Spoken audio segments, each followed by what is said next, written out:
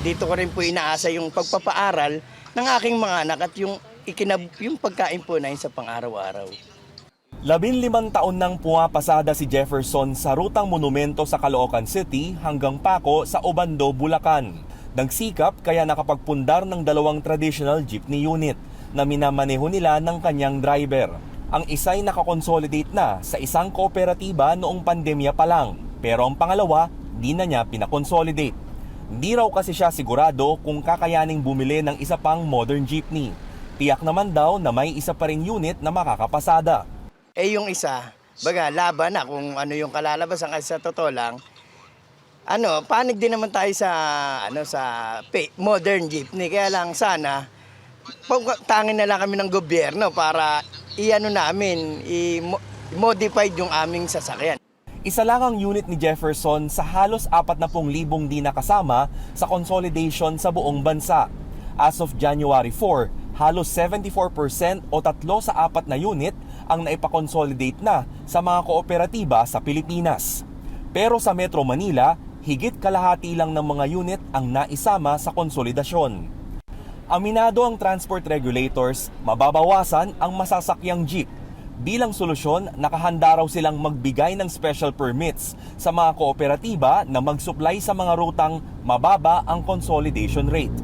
May mararamdaman talaga tayong pagbaba doon sa mga ruta na sinasabi nga natin, less than 60%. But pinapayagan pa naman po silang magbiyahe hanggang January 31 until such time that the nearest consolidated can provide for the available supply.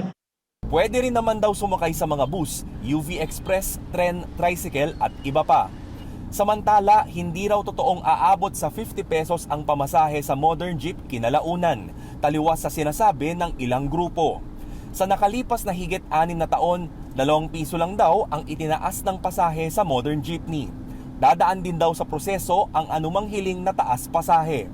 Wala pong basis and it is wrong to say something na medyo nakakatakot po kung wala po tayong basis. Nanindigan din ng Transportation Department walang katiwalian sa PUV Modernization Program. Ayon kasi kay House Speaker Martin Romualdez, may sabwatan sa pagitan ng mga dati at kasalukuyang opisyal pagdating sa pag-aangkat ng modern jeepney. Sabi ng DOTR, wala sa mandato nito ang pagbili ng sasakyan. Nagsacertify lang daw ito ng mga model na pwedeng gamitin. Sa ngayon, may 54 models ang certified ng DOTR at pasok sa pamantayan ng Philippine National Standards ng Trade Department. Hindi po ang DOTR at LTFRB po ang nagsasabi kung ano ang bibilin, kundi ito po ay nakasalalay doon po sa kanilang kooperatiba o kaya korporasyon. Sa Lunes, ilalabas daw ng LTFRB ang listahan ng mga rutang may above at below 60% consolidation rate. Dito rin malalaman kung makakabiyahe pa ang isang unit ni Jefferson hanggang katapusan ng buwan o hindi na. Rex Remitio, CNN Philippines.